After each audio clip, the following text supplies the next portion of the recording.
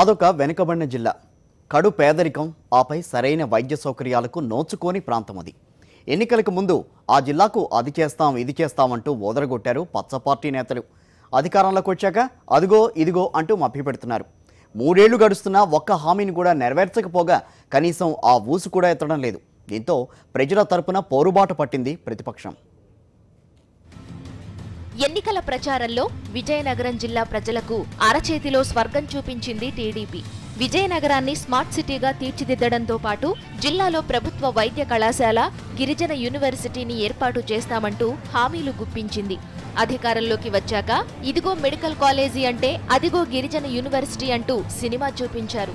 Medical కళాశాలతో పాటు ఆధునిక వైద్య సౌకర్యాలు వస్తాయని దశాబ్దాలుగా ఎదురు చూసిన విజయనగరం జిల్లా వాసులకు ఇప్పటికీ నిరాశే ఎదురవుతోంది. ప్రమాణ స్వీకారం చేసిన తరువాత జిల్లాకు వచ్చిన ప్రతి మంత్రి మెడికల్ కళాశాల ఏర్పాటుపై ఊకదంపుడు ఉపన్యాసాలిచ్చారు. ఏడాది గడిచేసరికి మెడికల్ కళాశాల ఏర్పాటు చేస్తున్నాం గాని అది ప్రభుత్వం తరపున కాదని ప్రైవేటు సంస్థ ఆధ్వర్యంలో ఏర్పాట్లు జరుగుతున్నాయంటూ దీర్ఘాలు తీశారు. సీన్ కట్ చేస్తే పచ్చపార్టీ నేత కేంద్ర మంత్రి అశోక్ గజపతిరాజు జేబు సంస్థ అయిన Maharaja Alak Narayana arts and science society medical college ఏర్పాటుకు ఉత్సాహంగా ముందుకొచ్చింది. ఆ తరువాత లాభ నష్టాలు బేరీజు వేసుకుని అంతే వేగంగా వెనక్కి వెళ్లిపోయింది. దీంతో మెడికల్ కాలేజీ ఏర్పాటు మరలా కలగానే మిగిలిపోయింది.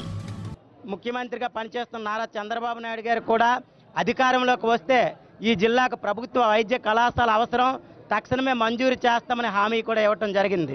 అలానే కేంద్ర ప్రభుత్వ నిబంధనల ప్రకారం ప్రతి జిల్లా కేంద్ర ఆసుపత్రి కూడా ప్రభుత్వ వైద్య కళాశాలగా మార్చవలసిన అవసరం కూడా ఉంది. కావున ఈరోజు జిల్లాలో ప్రభుత్వ వైద్యం సరిగా అందక, సూపర్ స్పెషాలిటీ వైద్యం జిల్లాలో అందుబాటులో లేక చాలామంది ప్రాణాలను కోల్పోవడం జరుగుతుంది.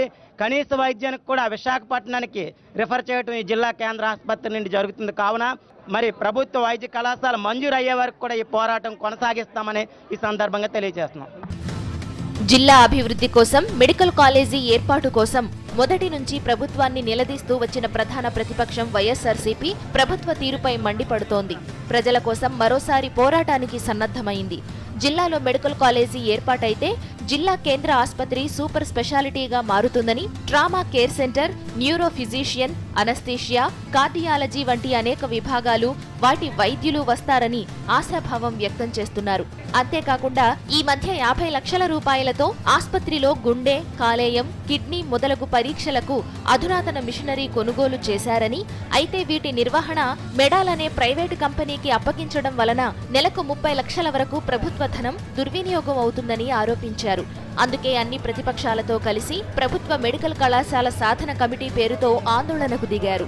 మరి కొత్తగా వచ్చిన మంత్రి గారు ఈ జిల్లా అభివృద్ధి కోసం ఆలోచన చేస్తున్నానని చెప్పిన నేపథ్యంలో ఈ వైద్య కళాశాల అతి ముఖ్యమైన మంత్రి గారు అని మరి మీ ద్వారాగా మంత్రి గారు కూడా తెలియజేస్తున్నాం. అయితే వైద్య కళాశాల ఎంత అవసరం అనేది ఈ జిల్లాలో ఏ ఒక్క ప్రజల్ని కదిపినా కూడా వారు చెప్తారు. ఈ వైద్య కళాశాల వచ్చేలోపు ట్రామా కేర్ సెంటర్ అత్యవసరంగా ఇవ్వాల్సిన అవసరం ఈ రాష్ట్ర ప్రభుత్వానికి ఉందని. వీటితో పాటు జిల్లా కేంద్రాసుపత్రి, ఘోషమహల్ ఆసుపత్రిలో ఇంకా 10 మంది వైద్యులు, 130 మంది నర్సింగ్ సిబ్బంది, 40 మంది పారామెడికల్ సిబ్బంది పోస్టులు ఖాళీగా ఉన్నాయని, వాటిని కూడా వెంటనే భర్తీ చేయాలని వైఎస్ఆర్సీపీ విజయనగరం జిల్లా నేతలు డిమాండ్ చేస్తున్నారు. సాక్షి న్యూస్, విజయనగరం జిల్లా.